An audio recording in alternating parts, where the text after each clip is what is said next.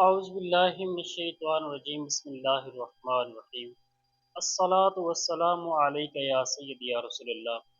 अल्हम्दुलिल्लाह, आज भी हमारे दो बहुत ही अहम सवालात हैं। तो बिला तख़ीर हम अपने सवालों की तरफ बढ़ते हैं। सबसे पहला सवाल है हमारा जानवरों में शराकत के हवाला से कि कौन से जानवरों में कितने लोग शरीक हो सकते हैं, कितने लोग हिस्सा डाल सकते हैं।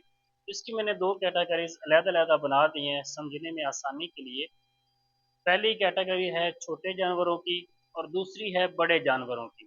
फॉर एग्जांपल बकरा, बकरी, भेड़, दुम्बा वगैरह जो भी इनकी मिसल जानवर हैं जिनकी कुर्बानी जायज़ है, तो इनमें एक ही हिस्सेदार होगा। इनके जिस पर कुर्बानी वाजिब है सिर्फ उसी पर ही जो है ये जानवर की कुर्बानी वाजिब होगी। उसके अंदर दूसरा कोई भी हिस्सा नहीं डाल सकता। अगर कोई ये कहे कि 80,000 का बकरा है तो हम 40-40 कर लेते हैं, दोनों की कुर्बानी हो जाएगी, तो दोनों की कुर्बानी ही नहीं होगी, बल्कि बकरे में एक हिस्सा होता है, तो वो एक पर ही जो है वो सादिक आएगा। दूसरा बंदा अपना हिस्सा, अपनी शराकत इसमें नहीं कर सकता। बाकियों का भी यही हुक्म है। अब अगली कैटेगरी आती है बड़े जानवरों की, जिसके अंदर गाय, भैंस, कट्टा, बछड़ा, बैल, ऊँट वगैरह शामिल हैं। अब जो बड़े जानवर हैं, इनमें 7 हिस्से डाल सकते हैं, 7 हिस्से डाल सकते हैं। तो गाय में भी 7 हिस्से, भैंस में 7 हिस्से, कट्टे में 7 हिस्से, इनकी मिसल जो भी जानवर जिनकी कुर्बानी जायज़ है, उनमें 7 लोग अपना हिस्सा डाल सकते हैं। फॉर एग्ज़ाम्पल एक गाय आती है 1,40,000 की। अब अगर उसे 7 पर डिवाइड करें तो 20-20 हज़ार रुपया हिस्से के एतबार से सबको आएगा, तो हर हिस्सेदार को बराबर का हिस्सा देना ज़रूरी होगा, बराबर का हिस्सा देना ज़रूरी होगा। ये हमारा पहला सवाल कंप्लीट हुआ। और याद रखें कि हर एक के बारे में अहादीस भी मिलती हैं, हवाला जात भी हैं, लेकिन मैं इनसे थोड़ा-सा हट के बात इसलिए करता हूँ ताकि हमारी वीडियो ज़्यादा लंबी ना हो।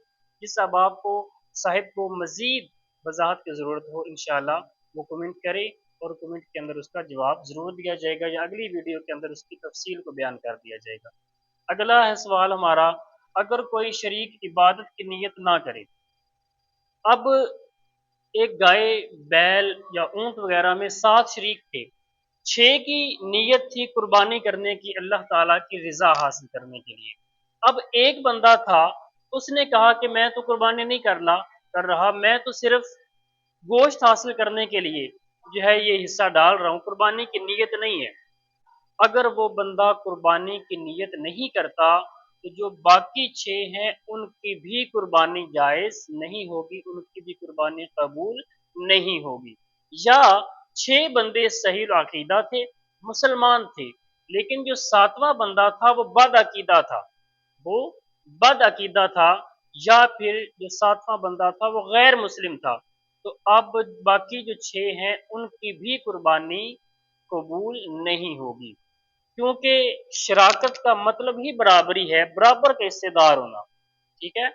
तो अब सातों के साथ अकीदे के लिहाज से, ईमान के लिहाज से और नीयत के एतबार से हर मामले में बराबर के हिस्सेदार होने चाहिए।